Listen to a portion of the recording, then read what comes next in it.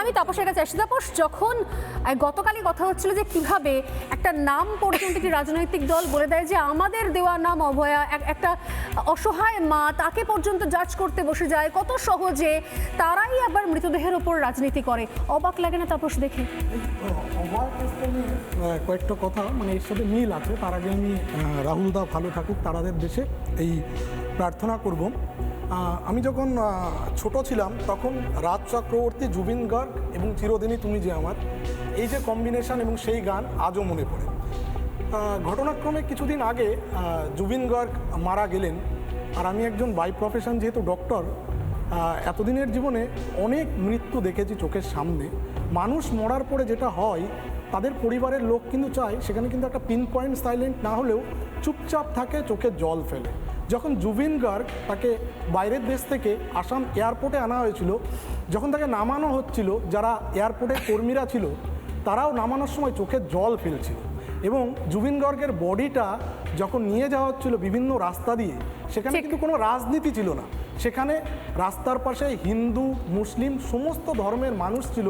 তাদেরকে এইভাবেই একজন শিল্পীকে সম্মান জানানো হয় বলে জেনে থাকি আমাদের দেশে অন্তত বটেই। এবং আমি দেখেছিলাম শ্মশানে বসে একটা গান বাজছিল, সেই মায়াবিনী, এবং লোকের চোখ দিয়ে জল ঝরছিল।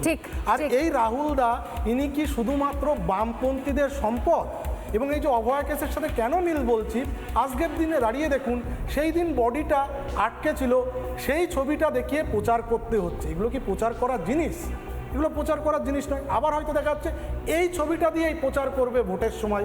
আমি আপনাকে বলছি, স্বাস্থ্য ভবনে যখন আমাদের ডাক্তারদের আন্দোলন চলছিল, আমি ওই রাতে প্রতিদিনই প্রায় যেতাম ডিউটির পরে। সেখানে উই ওয়ান্ট জাস্টিস বলে একটা গ্রুপ ডান্স করছিল এবং আপনাদের মিডিয়ায় যে ভাইরাল হয়েছিল।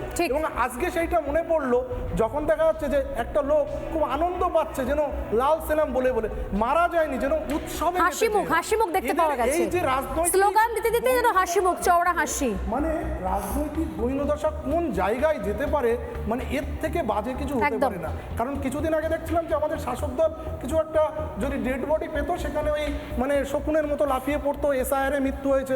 দুর্ভাগ্যজনকভাবে বাম কিছু সেখানে খুঁজে পাচ্ছিল না, এখানে একটা খুঁজে পেয়েছে, এটাকেই কাজে লাগাবে। যাই হোক, মানে আমি একটা জায়গায় অন্তত ভালো হলাম যে অভয়ের ছবিটা কয়েকদিন ইউজ করা বন্ধ করবে। আমরা একদম সময় শেষ, আমরা নিঃসন্দেহে এই নিয়ে পরে কথা বলবো। হ্যাঁ, জাস্ট এক লাইন। আমি শুধু এক লাইনে একটা কনক্লুডিং কমেন্ট দেবো। সাউথ ইন্ডিয়াতে আমরা দেখতে পাই কোনো মানুষ মারা গেলে তাকে একদম সেই ভীষণ আনন্দ উৎসব করতে করতে খুব সুখময় একটা সময়ের মধ্যে দিয়ে বিদায় দেওয়া হয়। কিন্তু স্বর্ণালী, সেই নাচ গান এবং সেই সুখময় বিদায়ের মধ্যে কিন্তু কোনো রাজনৈতিক রং থাকে না। থাকে আমাদের এখানে খুব একদম সময় শেষ, একদম সময় শুধু আজকে একদম সময় শেষ। আমি এখানেই শেষ করছি।